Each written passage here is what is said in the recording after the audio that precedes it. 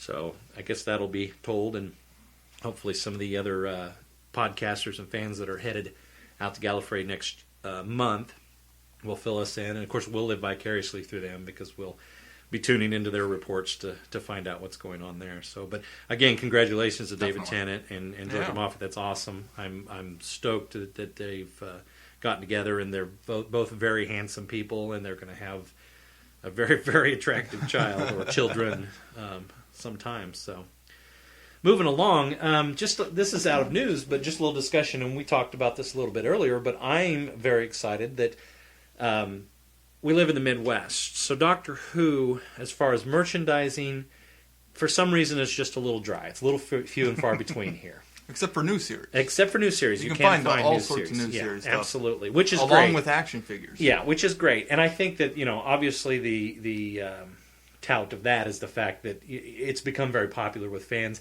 in the U.S., thanks to Sci-Fi, thanks to BBC America, thanks to even some great cross-promoting. Craig Ferguson's now had 2 actors, so it's getting more and more popular here. But classic Doctor Who is just very hard to find. I've been to Best Buy, very few episodes of Doctor Who there. I've been to several other retailers in town, even some of the used stores. Very hard to find DVDs here. And so I had been breaking down and going to the internet in order to be my source and ordering things. And today I walked into Barnes & Noble because a couple of weeks ago you had talked about buying the Beginnings box set at Barnes & Noble. You had some money to burn. And so I went to Barnes & Noble today just to see what was there, and you didn't let me in on the fact that there's a ton of Doctor Who DVDs there. So that's my mother load. I've tapped into the mother load now. I was concerned for your well-being. I didn't want you and your families. Yeah. Make sure the electricity bill gets paid.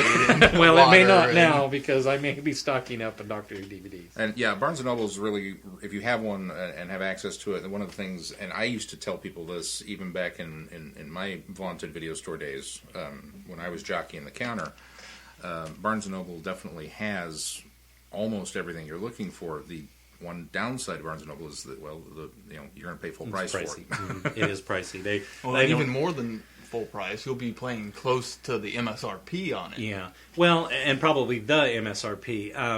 Barnes & Noble isn't the place you go to look for DVDs, and it's not the place you go look for discount DVDs. And because I think their selection is so eclectic, they where obviously you find specialty. Exactly, yeah. They charge that to recoup a lot of that cost. But they have a card. They have a card. They have a card. You can pay $25 a year for the Barnes & Noble card to get you 10% off everything in the store. Oh, well, I may have to do that. You don't want to do it. Right now, if I paid $25 and I got my 10% off, there's also some of those DVDs there that are 10% off, so that I'm sure applies to that. Yeah, it does. And right now they're running a sale. You buy 2 DVDs, you get 1 for free at obviously equal or lesser cost. Now, so you didn't tell me this. I could be cleaning up at Barnes & Noble very soon.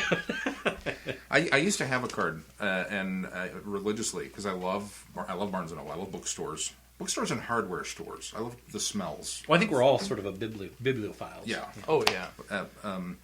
But I finally sat down one day and did the math on $25 a year for 10% off. That means I have to buy $250 worth of books. Now, if I had $250 to blow on books every year, I certainly would, because, as you mentioned, we just, the printed word, I love it. I've got hardbacks, I've got soft covers, I love to read. I'm constantly reading something. But that was a little daunting. I don't buy $250 a year in books. Yeah. And even at the... You easily go back could, and as calculate? expensive as some books are. But even at the higher price DVD points, I don't think I buy $250 worth of DVDs from Barnes & Noble every year. So I backed off of the as card, we mentioned, they're very expensive there too. Yes. So. Yeah. But I do love Barnes & Noble. But fortunately, there's a place where I can get books for free. I have to return them a few weeks later. But about it's, 3. But... Yeah, and it's great. So anyway, so this leads into our next. I promised there was a segue here going to the Barnes & Noble route because poll results this week. Poll results. Keith, you'd like to the poll results? Where are we at? We got quite a few votes, more than last time. I think we got 7 votes this time. Woo! We got one dissenter in the ranks that said no. The rest said yes. So the poll this week essentially said, after we watch, or after Keith watches The Hungry Earth and Cold Blood, do you want us to go back and review some of the old Solarian episodes? Which, to my knowledge, just off the top of my head, there's 3 that I know of: Doctor Who and the Solarians, the Sea Devils, and the Warriors of the Deep. And so I believe what we're going to do is we're going to attempt this. Now, this is why this segues. I looked for all 3 of those episodes there. They aren't carrying any of them at Barnes & Noble, so we may have to either go online or find another way to get our episodes to review. I did also some research into this area and found one on eBay. Oh, terrific. New. For about $40. But not the box set, because... It is the box set. Oh, it is. See, because I was under the impression it wasn't released in a box set in the UK, or in the US. It was, yes. Oh, terrific. Okay, well, good. Yes. Well, maybe that's the route we'll go. Although, as posted on our site via, and I'm going to screw it up now and forget, the Gallifrey News page? Doctor Who News page. Doctor Who which News is page. Gallifrey 1. Gallifrey 1, yeah. okay. It was a wonderful site if nobody else is out there doing that. Great source really great source. of news, yeah. To Entertain has announced their lineup of classic Who videos getting the reissue. It's weird that they're still videos. Yeah. Digital video disc. Yeah, okay. that are going to be coming out this year that are revamped and remastered and special editioned. And Sea Devils was one of them, wasn't it? No, I don't believe it was. Oh, well, then there was no point to that story. Yeah, So. Sea Devils has been out. In fact, I think it came out either last year or the year prior to that. Spearhead. Yeah. Spearhead from Space. Spearhead from Space. Now, who was the band yes. in Spearhead? That would be the Autons. That's Pertwee's first episode. Yeah, you're right. Okay. If I remember this right. Yeah, Spearhead is the first. And people are out there Yeah. screaming, going, "Why do I listen to these people?" Well, that's why we rely on you for feedback. Tell us if we're wrong, because we want to know. But anyway, so we'll have to see about getting the Solarian box set or those DVDs anyway. And Now, just for the record, the show title, Traveling the Vortex, we'd always intended on going back and forward and back and forward and just bouncing around all over the place. Yeah. And reviewing classic episodes as well as new, so that Keith kind of gets a well-rounded Who universe. And you made the comment to me that you kind of have already latched on to Matt Smith as, quote, your doctor. Well, yeah, and I've mentioned on the show and the fact that I really started watching Doctor Who with Matt Smith, so he is going to be my doctor. And having not watched more than a couple episodes of Tenants, at this point, I don't see how any other doctor can be as fun to watch as Matt Smith. Yeah. But that's a little biased. We'll make you suffer through them, and we'll see where We'll see where you land. Yeah, and just for Which the record, I did watch the Monster Files on the did DVD you? set for the Solarians. That way I didn't watch the next episode following because of the cliffhanger. So I watched that and they didn't talk too much about the history of the Solarians, but I saw some photos and video of them, and I'm kind of intrigued to see more. I mean, So you're excited then to go back and see some I'm interested origins. to go back and see. Good. I'm not expecting anything of this caliber. I'm expecting Star Trek, the original series, style sets and costumes, which never bothered me. I mean, I've always been You're setting the bar a little high then if you're... Oh, my. I have never in my years of watching classic Doctor Who seen a wobbly set. However, that being said... we know they're there. the moniker, or not the moniker, but the labeling they get of wobbly sets and rubber monsters, the feel is there. And so...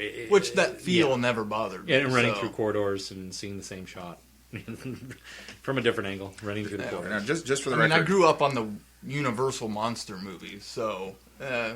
you'll be right at home with these. You will be Yeah. right at home. Yeah. I did not vote in the poll this week. I know Glenn so did. I did vote in the poll. I didn't either. I did not want to taint the results. So really, there were only 6 votes, but Well, I did with the Weeping Angels poll because I did feel it was important that you watch the other ones and get some backstory. Which I'm glad on River. that I did.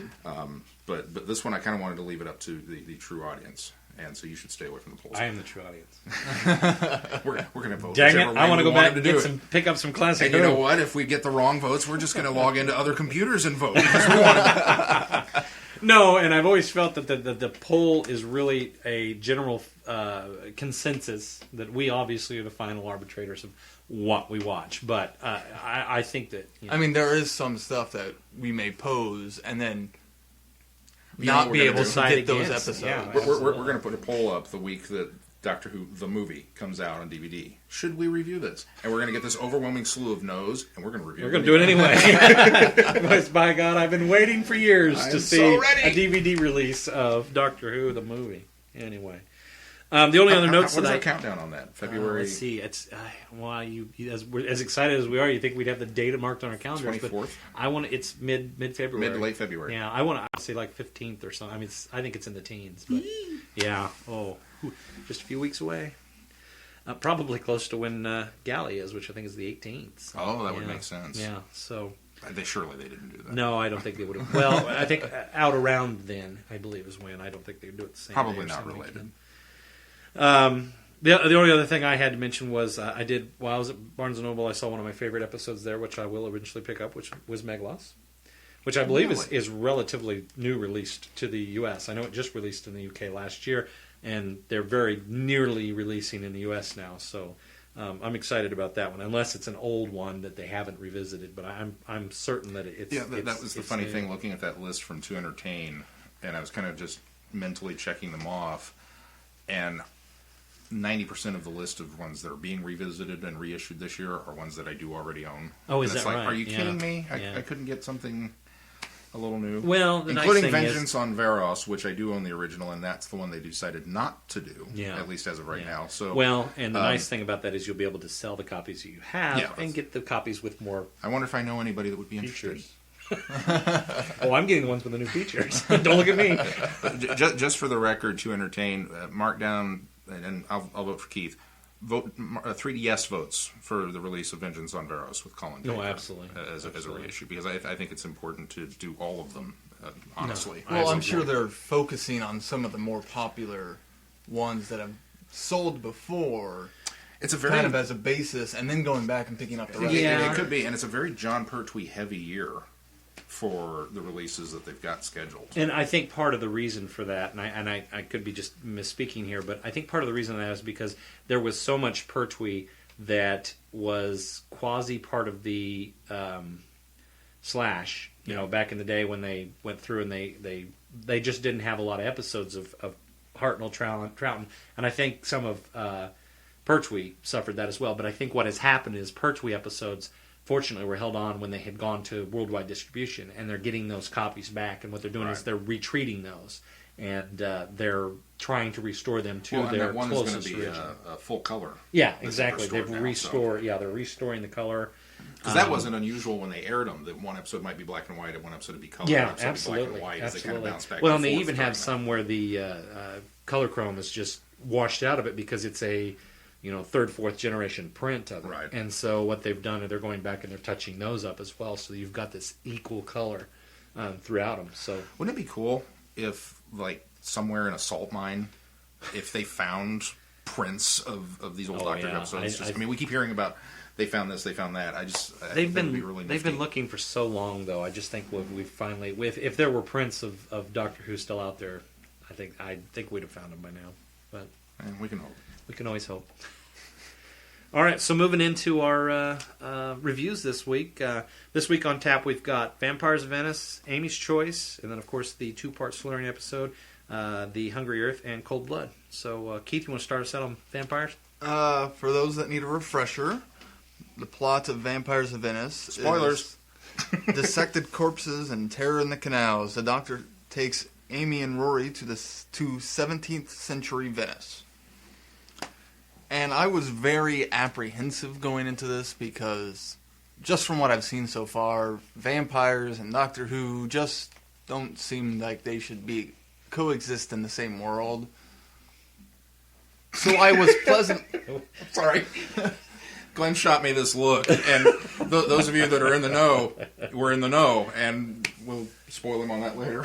Well, Glenn told me before I've actually addressed it already. But then he also explained to me that they weren't really vampires; they were aliens. So, and they weren't really in the same world either. No, alternate universe, yeah. But so the fact that E-space vampires. the fact that they were these alien fish, I appreciated that they came up with another way to explain all the classic mythos of vampires. As far as the episode goes, I was kind of on it. Definitely not one of my favorites. I don't think it was horrible. It was still enjoyable to watch. But it was just kind of, There was some nice character development for Amy and the Doctor. But some parts of the episode just kind of stumbled for me. Not one of my favorite episodes, but I'll tell you, it's probably one of my favorite pre-credit openers with Rory at the bachelor party. Oh, yeah. Okay, all the guys are going around, the cake's wheeled in. There were some great moments in this episode. Who pops out of the cake? It's the Doctor. That was classic. I thought that was fantastic. And the fact that this was like his 6th cake he's popped out of. Yeah, exactly. And would somebody mind there's a lovely girl standing outside in a bikini? Somebody go give her a jumper. That was what a wonderful opening to that. And the highlight of this episode to me is Rory. Yeah, his interaction with the Doctor was fantastic. Just the questioning he had, just addressing the Doctor and saying, you put people in danger because you make them want to impress you. I thought that was quite a profound statement, and probably realistically true, especially in the new series. Amy is a different person, at least in her own mind, when she's with the Doctor. She's more bold. She's having this adventure. I think she's probably more brave. She's not as, afraid to jump into the adventure or into the action or into danger.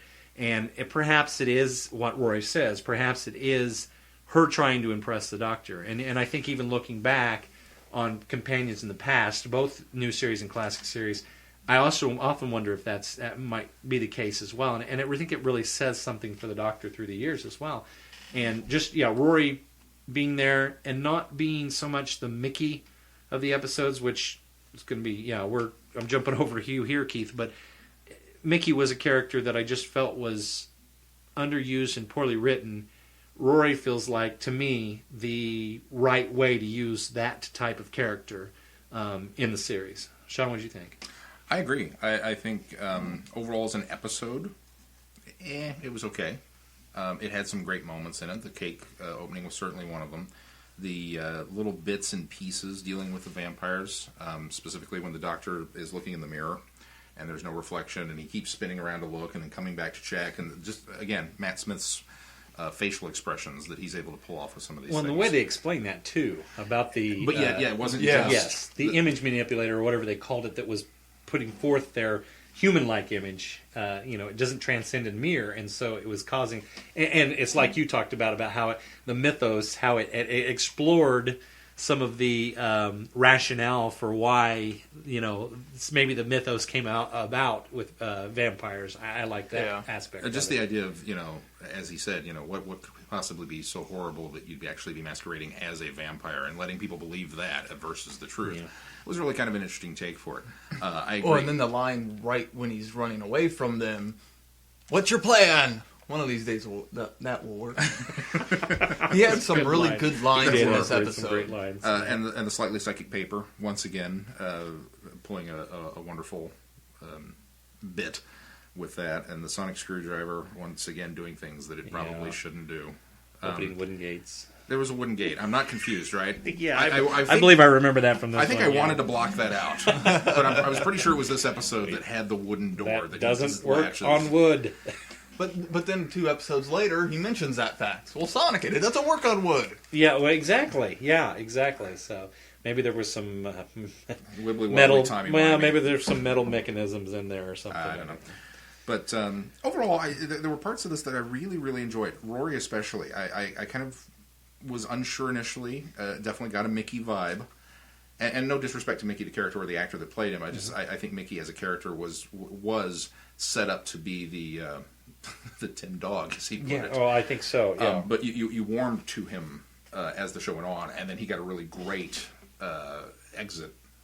Yeah, I feel absolutely. No, I would they agree. totally redeemed his character They at sure the end of did. the second They season, sure did. And beyond. But Rory in this one, he brought up the issues. How do you confront the other man, so to speak, in Amy's life, especially